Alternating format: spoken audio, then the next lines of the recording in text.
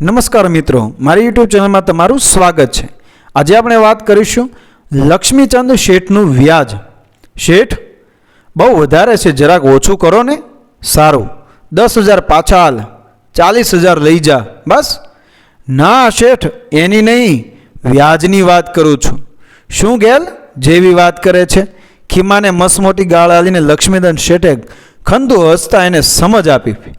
ખીમા, જો સૂરજનું તેજ ઓછું થાય, લક્ષ્મીચંદનું વ્યાજ ઓછું થાય, કોઈ જોડેથી ઓછું વ્યાજ લઉં તો ગામ પરગામમાં મારી આબરૂની પતર।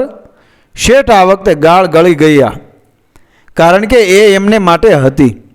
ખીમાએ પાછી દલીલ કરી, શેઠ, બીજા શાહુકારો ગીરવે પણ ઓછું મુકાવે છે અને વ્યાજ પણ ઓછું લે છે, તો જા લઈ લે ને એમની પાસેથી, કોણે રોક્યો છે તને?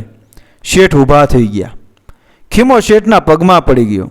આજુબાજુના 4 ગામમાં એક જ શેઠ હતા જે ધીરધાર કરતા હતા, અને ખીમો બાજુના ગામોના જે શાહુકારોની વાતો કરતો હતો એ કોઈ એને દેવા તૈયાર નહોતું।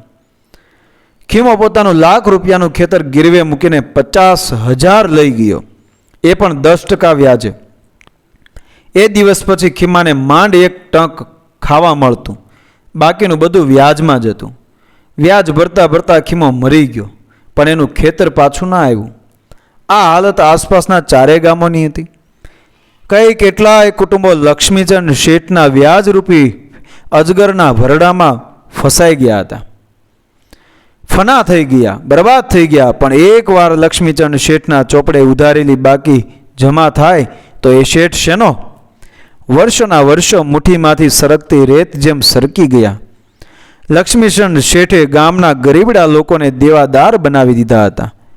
ગરીબ લોકો કમાતા અને શેઠ ખાતા હતા। બધા ત્રાહિમામ પોકારી ઉઠ્યા હતા। રોજ ભગવાનને પ્રાર્થના કરતા, હે ઈશ્વર, તે કહ્યું હતું કે જ્યારે આ પૃથ્વી પર ધર્મનો નાશ થશે ત્યારે હું જન્મ લઈશ, તો ક્યાં છે તું? બોલ પ્રભુ, ક્યાં છે તું? સવારે ઢોલ ત્રાંસાના અવાજોથી વાતાવરણ ગુંજી ઉઠ્યું। એના પડઘા શેઠ લક્ષ્મીચંદના કાનમાં પડી રહ્યા હતા। એ બગડ્યા। ઝરૂખામાં આવી જોયું તો ઊંઘ ઉડી ગઈ। આસપાસના 4 ગામના લોકો ઉત્સાહમાં નાચી રહ્યા હતા। અબીલ ગુલાલ એકબીજા ઉપર ઉડાડી રહ્યા હતા। એક ગાડામાં સુખડીના મોટા મોટા થાળ હતા, બીજી પણ 2-4 મીઠાઈઓ હતી। લોકો ખાતા હતા। શેઠે માથું ખંજવાળ્યું, સાલું આ ગોલકા ગાંડા થયા લાગે છે। નીચે જઈને એક જણને પકડ્યો, એ ભીમલા, શું માંડ્યું છે? આવો બગાડ કર્યા વગર તમારા બાપનું દેવું ભરી દ્યો। ક્યાં દેવાની વાત કરો છો તમે? તમે બધાએ મારી પાસેથી લીધું છે એ યાદ નથી કંઈ? તે મારી પાસેથી 20,000 લીધા છે, બદલામાં 50,000નું ખેતર ગીરવે મૂક્યું છે। એ શેઠ, જૂઠું ના બોલો, મારે વળી પૈસાની શી જરૂર? અને હા, મેં તમને ખેતર આપ્યું નથી। શેઠ હબકી ગયા। એમણે બીજાને પકડ્યો, પછી ત્રીજા, ચોથા અને 5માને કોઈ કબૂલવા તૈયાર નહોતું। બધા એક જ વાત કહેતા હતા, અમે કોઈ વસ્તુ ગીરવે મૂકી નથી અને પાઈ પણ લીધી નથી। મામલો બીચક્યો। શેઠે પોલીસ બોલાવી। પોલીસે પૂછપરછ કરી, કેમ લા, તમે શેઠ પાસેથી પૈસા લો છો એ જગજાહેર વાત છે।